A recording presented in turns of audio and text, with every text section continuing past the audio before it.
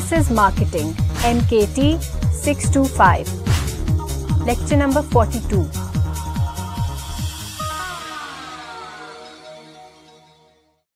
Assalamu alaikum Khawateen Hazrat. This is Wasim Hassan, your instructor for the course Services Marketing, MKT625 at the Virtual University of Pakistan. I welcome you to lecture number 42, which is going to be a continuation of the concept of communication as I was talking about in the previous lecture. You know, there are 4 problem areas which we deal with in order to come up with strategies that enable us to have effective communication formulations to make sure that over-promising is taken care of, expectations which are unrealistic on part of our customers are managed, and our customers are educated about the delivery, the mechanism and features of the service that we sell, and we have an integrated marketing communication campaign. Of these 4 problem areas, which eventually become the areas to be managed and dealt with in terms of our strategic formulations, I already have covered 2, meaning managing promises and the managing expectations. Today, in this lecture, I'm going to talk about the remaining 2 areas, meaning the need to educate our customers and to have an integrated marketing communication campaign. We need to educate our customers by way of having 2 strategies. One is that we prepare customers for the service process. Now, this is a responsibility for the sellers because this happens in most of the cases in B2B situations where you are dealing with sophisticated services which carry an inherent component of complexity with them because services happen to be sophisticated and therefore they've got to be dealt with accordingly with a certain level of expertise and responsibility on part of the sellers who really can educate their customers about how the service works and what are the important features which have to be understood in order to make sure that the users of the service do not make any mistakes. Not only they do not make any mistakes, the service is properly installed and integrated into the existing systems and procedures of the business that is buying that particular service. Let us take the example of a consultancy which will make this concept pretty much clear. You happen to be a company of management and business consultants, and you have been assigned a study by an organization to improve its existing processes. If you think that the study has to be undertaken in 2 different parts in order to make it more effective, and the users at the buyer's end are going to be educated about those 2 different parts, otherwise the study may not make much of a sense, you have to talk with the buyer about buying that particular service in 2 parts. Suppose the first part is about putting all those systems and procedures in place which need revamping and improvement. The second part obviously has to be about implementation of those systems and procedures because until the time you really train and develop people of the buyer how to use the new systems and procedures which are going to be backed with sophisticated technology and which also may have reorganized setup of the different departments using different processes and services, and therefore there is a tremendous need on your part to educate those people who are going to use the service, and that is something which has to be appreciated by the buyer also because that really evokes an active role of the buyer in this particular kind of a situation. But before the buyer can start talking about these factors, it is the responsibility of the seller to make it very clear that the study has to be done in 2 different parts, because if it is done in just 1 part, it may not be an effective study because the users will be at a loss to put in place in an effective manner the improved systems and procedures, and the study will go out the window in terms of its effectiveness because the people will not know how to use those until the time they really are trained about that. Not only that, it is also the responsibility of the sellers to make clear the different phases through which the study or the set of studies has to go through. Milestones could have to be established, and the buyer has to be kept fully abreast of the developments as they take place with the passage of time. It happens in most of the cases that these kind of studies are assigned to consultants, and the agreements are signed between the consultants and the decision makers on the buyer's side. However, when it comes to undertaking these kind of studies, consultants start dealing with those people who are going to be the users of that particular service, and therefore it brings in some level of a gap between the consultants and those who made the decisions. Because users could have their own standpoint, there is every possibility that some adjustments are to be made the way study is being carried out or the way the study is being implemented. So all these standards have got to be pre-established, and those which are to be readjusted also have to be talked about as and when consultants go through different phases of the study. It is the responsibility of the seller to make it very clear where the study has reached and which are the phases that stand completed. And at the end of the study, when everything is done, it again is the responsibility of the seller to make it known to the buyer about the completeness of the study. The sellers just cannot walk away assuming that everybody knows about the study coming to a finish, and therefore not really feeling the need to have formalized kind of discussions with the buyers about the completeness of the study.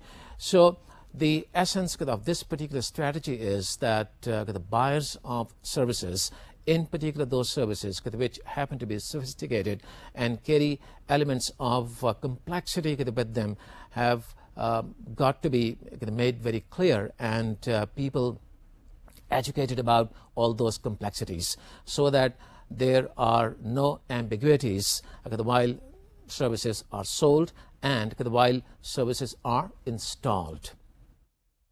The other strategy which sellers can use in order to educate their customers is the one that I've been talking about so very frequently, and that is about educating customers to use off-peak hours. And this basically draws our attention toward maintaining a balance between supply and demand in situations when we have a tremendous level of demand for our services, and therefore there is a need for us to shift that demand to off-peak period. Actually, research and the practical experience have shown that nothing works more than educating your customers about using the off-peak hours. The fact remains that this strategy is more effective than putting more people to serve more and more customers in order to take care of a high level of demand. This strategy, therefore, has got to be employed by service sellers in order to make sure that their customers stand educated, because they will appreciate your telling them that they cannot be really served very effectively if they walk into the service at a time when the demand is at its peak.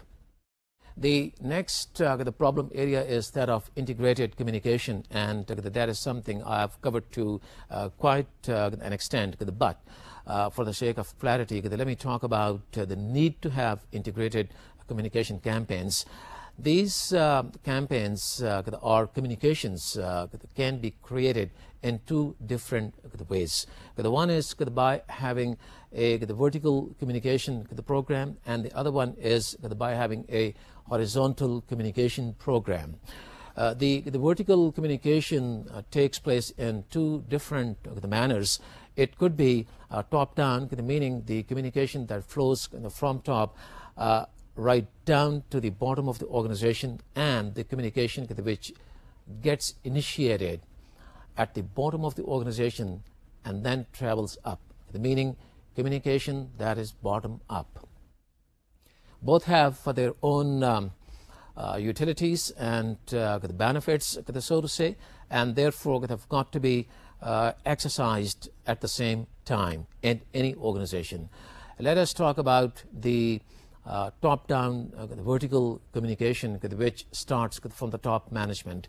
This communication can take so many different shapes, like the magazines and the internal the memos, employee recognition letters, and also in certain cases internal television networks.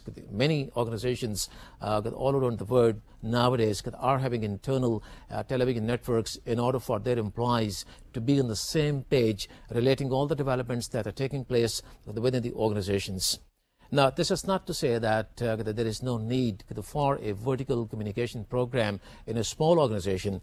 Like I keep rubbing in the point, you have to have all these concepts in place in order to make your service program very effectively deliverable, even if you happen to be a very small company of a few managers and a handful of the workers working for the company. In big and bigger companies, this communication takes place in a fashion which could be a little modern, and that is why I was talking about things like internal television networks and the monthly the magazines or quarterly magazines, and the employee recognition the programs whereby you recognize the services of good employees and then let that be known all around the organization. Well, the basic concept of having this kind of communication is to make sure that people within the organization know what kind of communication is taking place between the organization and the external market. You will agree with me, it can be extremely embarrassing for the employees of any company if they find out from their customers during interaction what company really is talking about with the external market. And in order to make sure there are no surprises for the employees, meaning the front-end providers of the service, about what the company has put together as communication programs, it is of utmost importance that companies keep their people fully in the picture at all times. Actually, good companies make sure that their employees look at the print ads and also the television commercials before those are printed or aired. In other words, they like to have the input of all the employees of the company. And when I talk about all the employees, I'm really referring to a true representation of all the employees within the company by way of having either certain committees or cross-functional teams that represent different departments, so that nobody can disown a set of communication which either doesn't make sense or about which the people who happen to be the providers do not know that this already has been promised with the external market.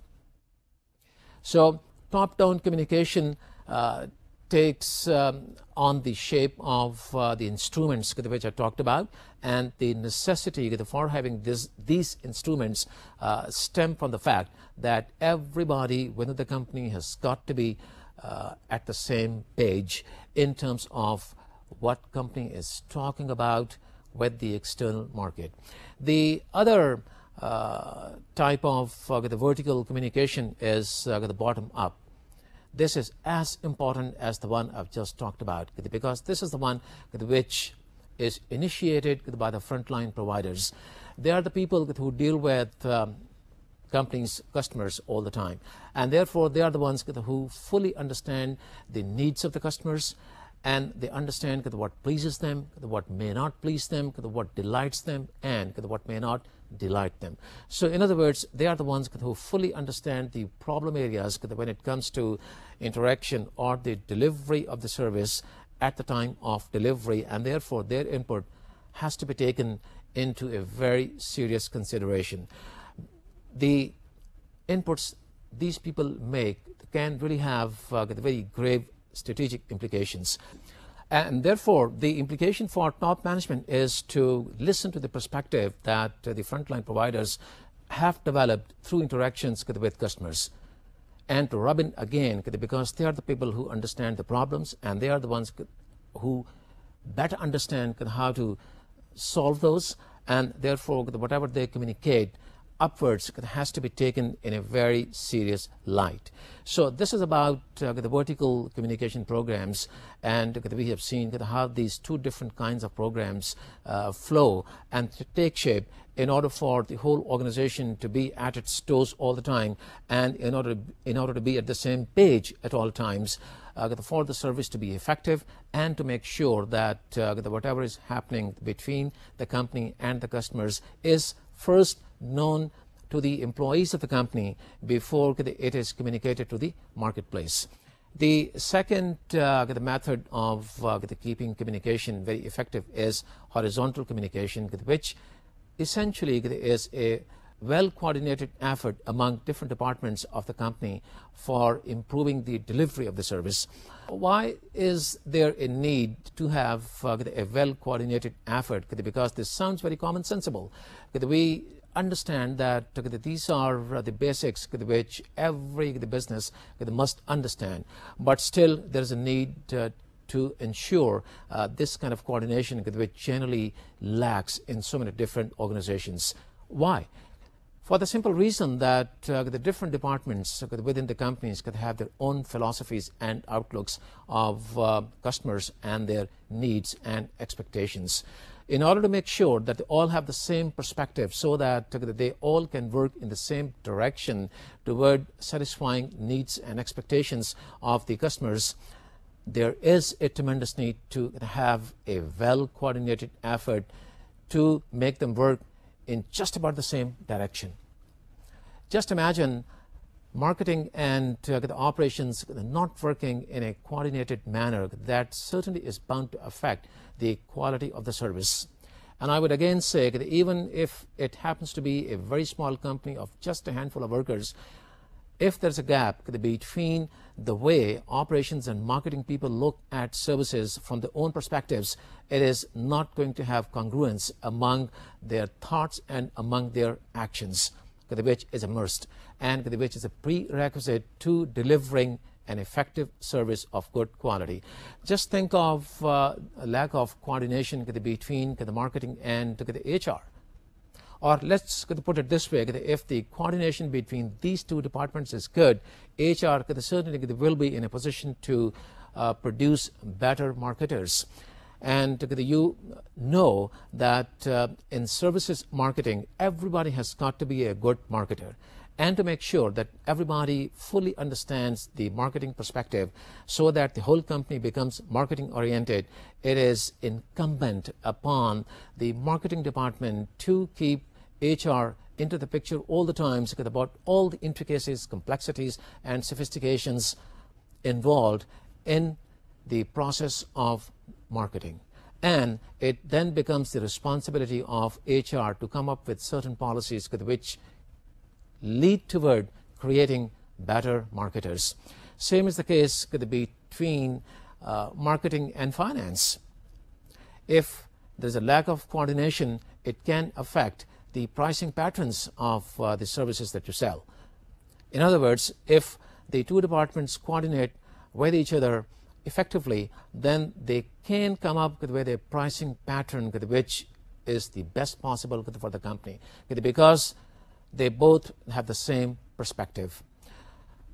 Now, horizontal communication is not just about maintaining a good the program of coordination between and among different departments of the company. It also can go across the boundaries of the company. And the fact is that many companies nowadays are creating communication programs that take place between their the back-end employees and the customers. So in other words, what happens is when these people interact with customers, they develop a perspective which is first-hand, and they end up supporting the marketing department because they have a better understanding of customers' needs and expectations, thereby ending up as a group of people that takes very good care of their internal customers. And internal customers, are the marketing people. So that really makes the job of marketing people less difficult when companies arrange these kind of interactions and programs of communication between their employees, mostly from departments other than marketing, and their customers. Actually, the very concept of putting employees into your commercials and print ads also stems from the fact that communication from non-marketing people to customers has got to be very realistic. And when that kind of realistic communication takes place, it wins over the support from everybody within the organization. Companies have gone to the extent of creating cross-functional teams, and these cross-functional teams could meet with ultimate customers in the presence of the marketing people. There are a couple of benefits that companies enjoy because of this strategy, and the ones that are in the forefront look like the following. The marketing department's job becomes less difficult, like I said in the earlier case as well, because people from different departments, or let's put it this way, that people from all the departments they are representing develop a marketing perspective, and marketing people therefore avoid the tendency of over-promising, because whatever takes place by way of communication among so many different people from the organization and the customers is based on reality, and therefore it really prevents the marketing people from having the tendency of over-promising and then landing into trouble of their own making. So this is one of the greatest benefits that companies can enjoy by having this kind of a communication program. With this, we are done with the strategic areas that take care of a good communication program. And I now would like to take you to a graphical presentation which is very familiar to all of us. As you can see from this slide, very effectively summarizes all the points that I have talked about, meaning the 4 areas that we need to manage in order to have a good communication program. And just to give you a very quick summary, we have to manage promises because that is where the whole problem starts. We must not overpromise, and in order to make sure that the promises are equal to our capabilities, meaning the promises that we make, that we keep them and we do not break them, because we have a few strategies to follow. And this area happens to be the biggest area in terms of the strategic formulations that we may have at our disposal to have an effective communication program. And you will recall that we start with overcoming the problem of intangibility, and we have to understand that in all its dimensions. All the dimensions that intangibility manifests, we've got to be able to take care of those in order to have an effective advertising program. And an effective advertising program is the one which is based on the storytelling, the very vivid information, so that we can develop very distinct pictures on the senses of our customers, and also evoke certain emotional responses and associations with the service brand. And we also show the visualizations in a way that customers can develop the very clear picture of all the features of the service that we are selling. And we should be featuring satisfied customers in our advertising. We should feature employees and in advertising, and a couple of more instruments that we should be using in order to have effective advertising, so that the promises that we talk about should be the ones which can be kept. And the next area which we have to manage is that of expectations. Then we know there are 3 strategic areas, starting with offering our customers the option of the time and money, meaning if they want a service quickly delivered, they have to pay more, and vice versa, meaning when they are willing to compromise the delivery time frame, they may pay a lower price. And the company should have the kind of strategies which allow our customers to have that choice. And then we should develop line extensions, which basically is all about offering different tiers of the benefits associated with different service products. And you will recall credit cards happen to be one of the most beautiful and classical examples in this particular area. And then, of course, we've got to talk about the effectiveness of our service, and we must give our customers the evaluation criteria against which they really can evaluate our service before they have bought it, or while they are in the process of buying the service with competition, so that they feel comfortable that the service they're going to buy is free of the risks they were thinking about or they were apprehensive of while they were considering buying or not buying the service. And then the two areas which I've talked about in today's lecture, educating our customers, especially about those services which happen to be sophisticated and complicated. Sophistication certainly is a function of complications, and therefore it is the responsibility of the sellers to simplify the service process and its features to the buyers in a way that they fully understand as to how to use that particular service. And in doing so, even if the seller has to offer the service in too many different stages, that also has the possibility of jacking up the price, these sellers should not feel inhibited doing so, because they basically are doing a service to the buyer. At what price they sell and at what price the buyer agrees to buy that is a different topic, which I'm going to talk about in a few moments when I start talking about the area of pricing. But it is the responsibility of the seller to let it be known to the buyer all the steps involved in the service process.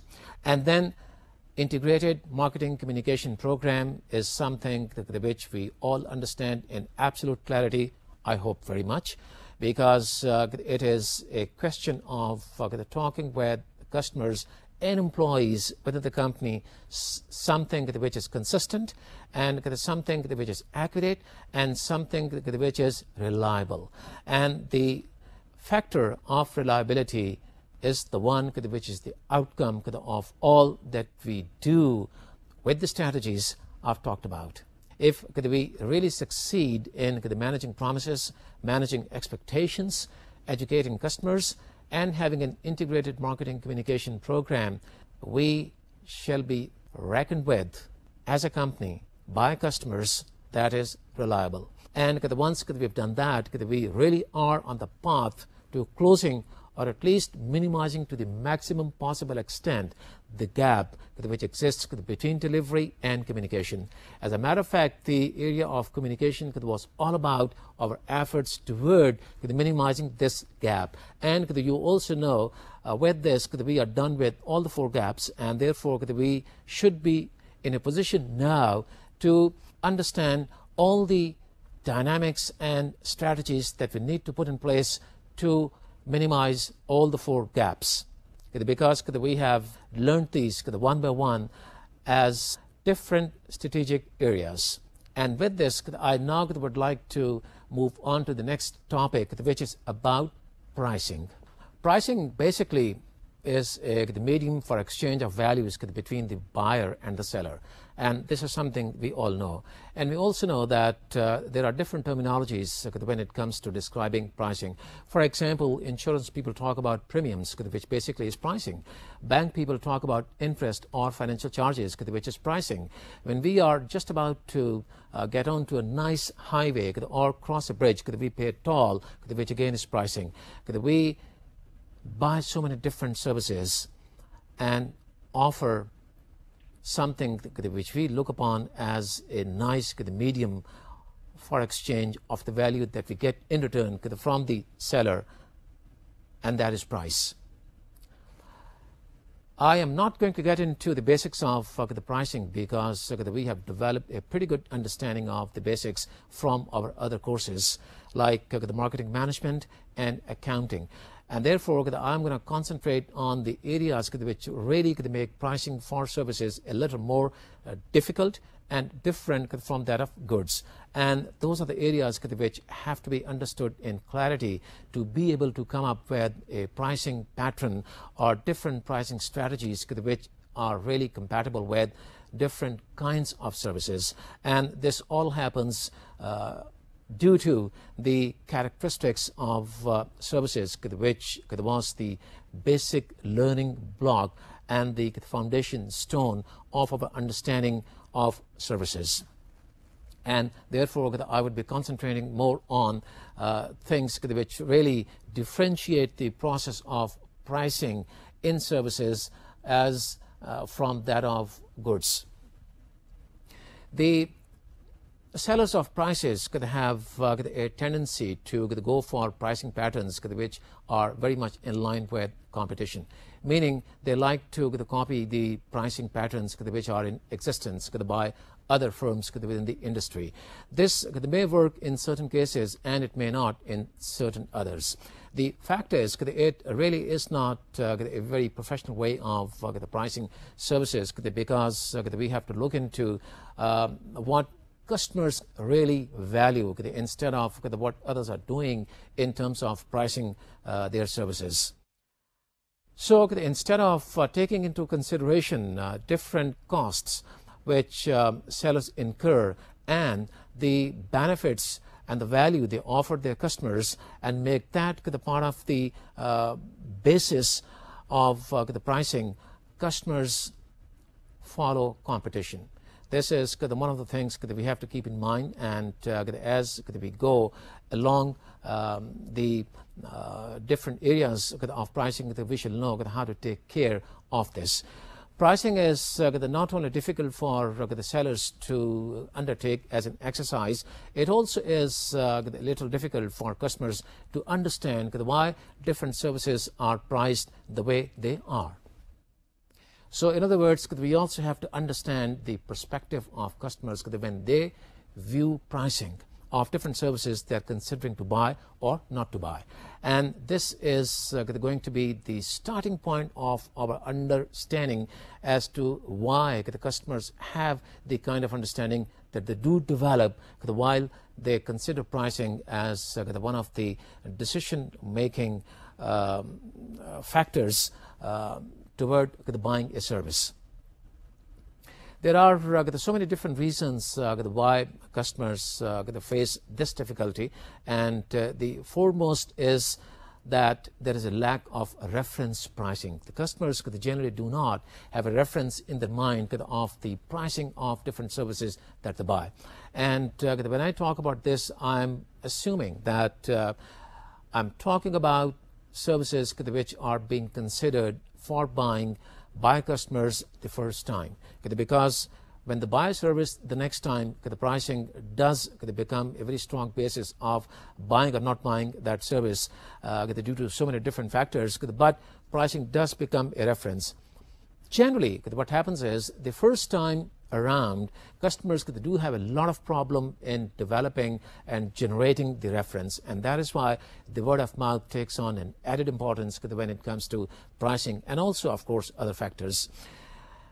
Experts say that even if customers of services have past references in their minds, those references may not be very clear or as clear as they have for physical goods, which they keep buying quite very frequently. When you walk into a supermarket every week or a couple of weeks in a month, you have a very clear picture of different prices in your mind because you buy those goods quite very frequently. This is not the case with services. Since you buy services once in a while, you may not have a very strong reference in your mind of the pricing.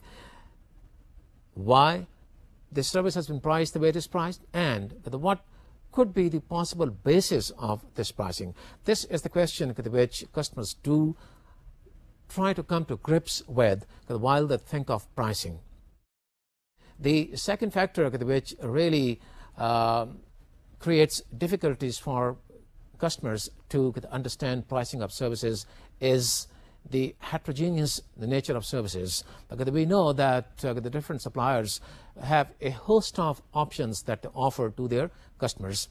And the reason they offer so many different options is because they have to respond to the concept of segment of one. You will recall very conveniently when I talked about this particular concept, that owing to the fact that customers could have different needs and everybody wants to be satisfied in a way different from other customers, suppliers could have to offer the services carrying so many different options that every solution ends up almost a customized kind of a solution. So because of the fact that suppliers could have to come up with so many different options and solutions, and they do not know which option is going to be taken up by the customer and how many options will be taken up by one particular customer, they do not really talk about pricing the way goods manufacturers do.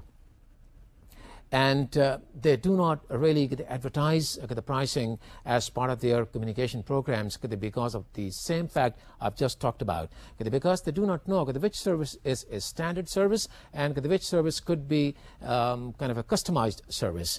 Now, we have to keep in mind that I'm not really talking about highly standardized services that take on the operational position of cost efficiencies and happen to be very standardized in terms of the processes, meaning the services which are highly industrialized, meaning fast food, for example, or basic courier services which are highly standardized services, and the people do have a strong reference of pricing. I'm here talking about pure services which could be quite very rich on experience and credence. So mostly when I talk about these properties related with services or delivery mechanism of services, I generally assume to those services that are rich on experience and credence, meaning which can be evaluated only once those are bought, because they can be experienced only while they're being performed. They cannot be previewed, they cannot be visualized, and they have to be experienced while you buy them and while you interact with the service providers. And by the same token, there are services which are very rich on credence, meaning that you do not really have a way of evaluating them even after you bought those. And you know what I'm talking about. For example, the repair of your motorbike or car, only time will tell whether it was good or not. Anyway, back to the pricing and the difficulties which are faced by customers in terms of understanding why a service is priced the way it is priced. So many options, so many solutions, customization, and these are the components or factors that really keep sellers from talking about pricing of the services that they sell. And as an extension of this heterogeneous nature of services, there is another factor that really keeps pricing of services pretty much vague in the minds of customers, and that is their own needs, meaning different needs of customers. As a matter of fact, if customers could have varying needs, only then sellers come up with heterogeneous nature of options and solutions. And because of those varying needs, again, it becomes quite very difficult for sellers to talk about the pricing policies and the pricing patterns and the price of one particular service that any one particular customer might pick. Let us take the example of a customer who is wanting to buy architectural services. This customer is out to build his house, and while he talks with the architect, he's thinking of so many different options. He could be kind of a customer that would like to involve himself with the service seller very extensively because he really wants to buy services in a very comprehensive way. He's the one who's going to buy not just the floor plan which the architect will develop, but also other drawings like the structures, carpentry, electricals, and the kitchen layout, and so on and so forth, not really caring about the prices which will pile up once he picks a package of all the services I just mentioned. And as against him, there is another customer who is happy just with the floor plan, because he thinks that once he has the floor plan, he will take care of the remaining jobs with the help of small-time contractors who understand all these matters through their practical experiences. So what I'm saying is there are different kinds of customers with different needs, and therefore different pricing for what they're wanting to buy. Now, what is the pricing implication for these two kinds of scenarios that I just talked about? The pricing can only be worked out after the encounter has taken place. As a matter of fact, the customer who wants to be very comprehensive in terms of buying a big package is not going to get the pricing for all the services that he wants to buy even during or after the encounter, meaning immediately after the encounter. The chances are that the customer is going to be told he will be given a quotation after architects have worked on the requirements of that particular customer. So pricing cannot even be given at the time of the first encounter, and after it has taken place, the customer has to wait for the pricing to come his way. So this is something that really adds to the problems of the customers in understanding pricing of different services, and could also are the factors that prevent providers to talk about pricing straight away. This is not the case of goods which carry the price tags. You walk into a supermarket or is another store which carries some specialized goods. You can always evaluate the quality of the tangible good, the way it looks like, and the price it carries. Services happen to be very different because of their inherent characteristics, and therefore all these problems associated with them. There is another factor that keeps the reference pricing kind of vague and weak, and that is the visibility of pricing. Prices generally are not visible when it comes to services, and there are areas in which we as customers do not really care about those prices, and research has shown that customers are quite very ignorant of the pricing of those services, meaning the sellers may think that the customers do have an idea of the pricing of different services that they sell, but research has revealed that customers do not even know that much, meaning they are much more ignorant than sellers might think. Let us take the example of banks. We pay for the checkbook, we pay for developing instruments like pay orders and demand drafts, and we pay for encashment of checks. When a check is encashed, the bank charges us something on that as one of the latest policies, and we do not even know how much the bank has charged. We get to know that only once we receive, if we do at all, at our wish, the statement of account, and then find out the pricing attached with all those instruments or things which we have been buying. So this again is something which keeps the reference pricing of services rather vague. Another factor which is quite very taxing is that collecting information on services before you can identify a supplier could be very overwhelming, for the simple reason that you've got to collect different pieces of information before you are in a position to identify the right supplier. You've got to talk with people you know so that you can have references through the word of mouth, and you might have to go to websites, and you might like to collect material from advertising campaigns which those the service sellers could have been initiating, or the the magazines and written and published materials that the companies might have in place in order to educate their customers. But the fact remains, the whole exercise is kind of a project, and it is very taxing. It takes quite a bit of time on part of the customers to go through all that information and then decide which supplier to go for.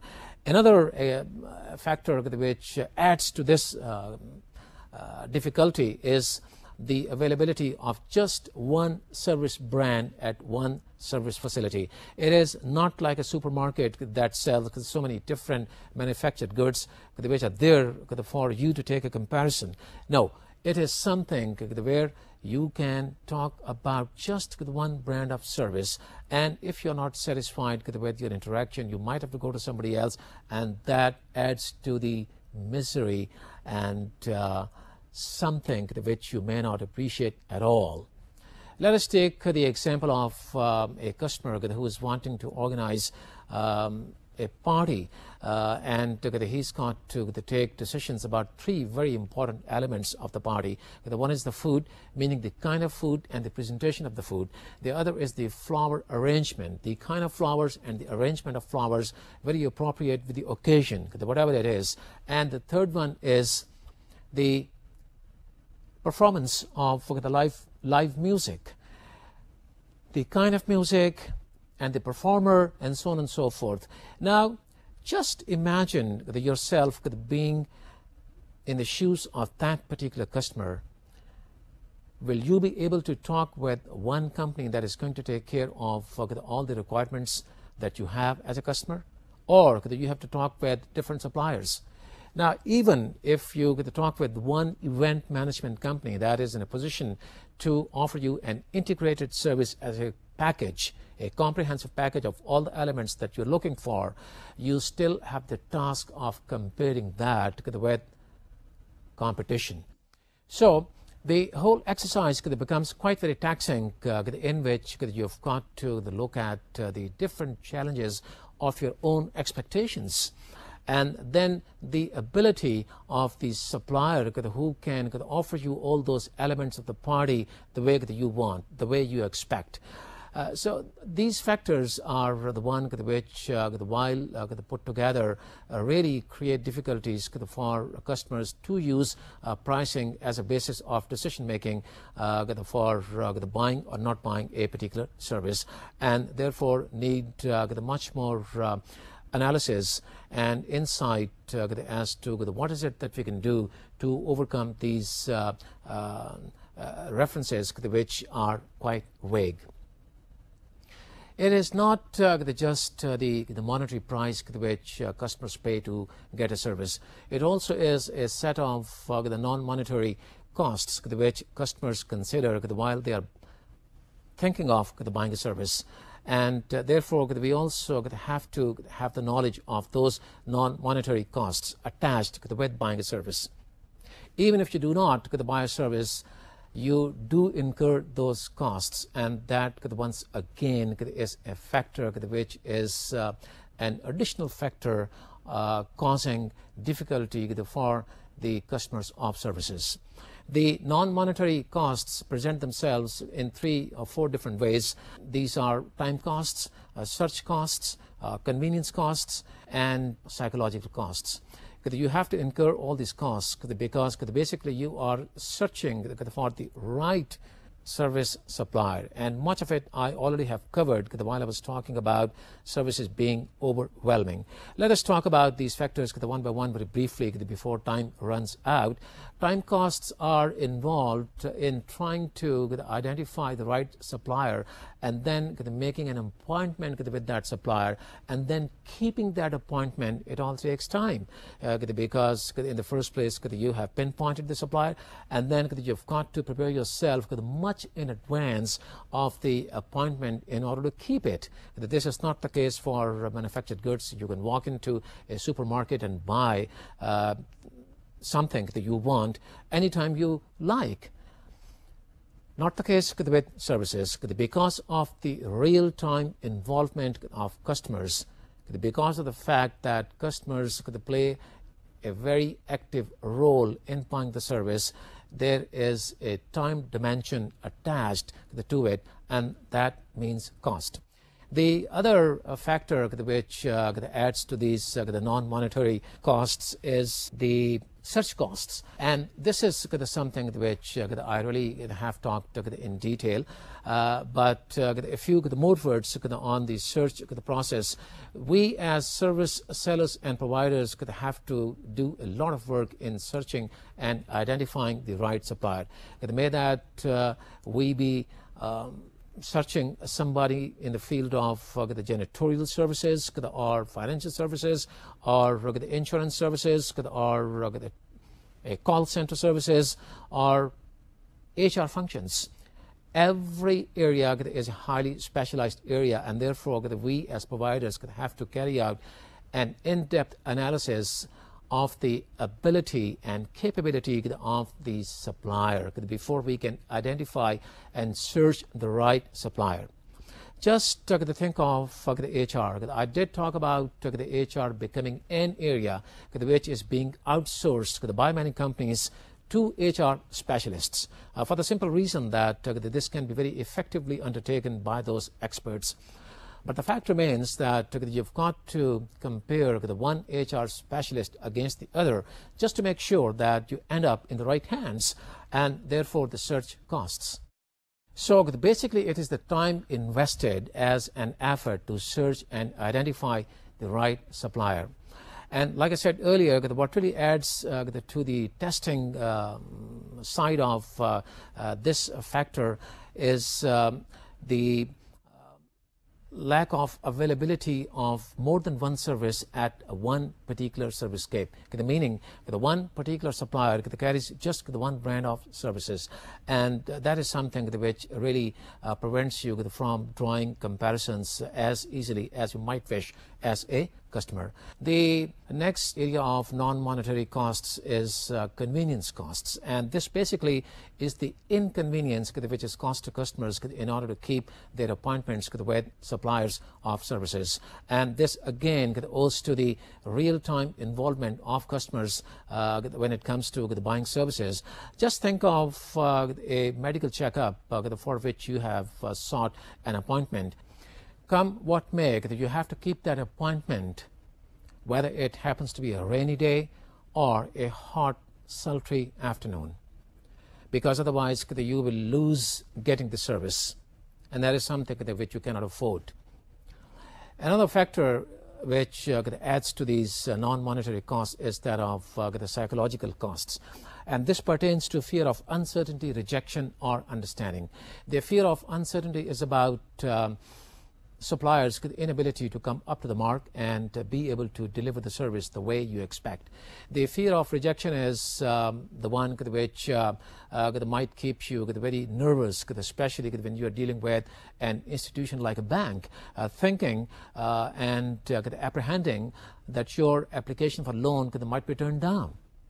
The fear of understanding is all about not being able to understand the service, and that is where the responsibility of service sellers comes in terms of educating their the customers. So these are some of the costs which also add to the pricing of the services that customers are considering to buy. Meaning it is not just the monetary price they pay. Customers think they also are incurring these costs which I've just talked about in terms of time, in terms of searching the right supplier, in terms of putting themselves to inconvenience, and in terms of having certain psychological fears. So it becomes the duty and responsibility of the service sellers to overcome these non-monetary costs. And they do have very interesting ways and strategic options to capitalize over these non-monetary costs. What those are, I shall be talking about in the next lecture. Thank you very much for your attendance, and I look forward to talking with you in the next one. Allah Hafiz.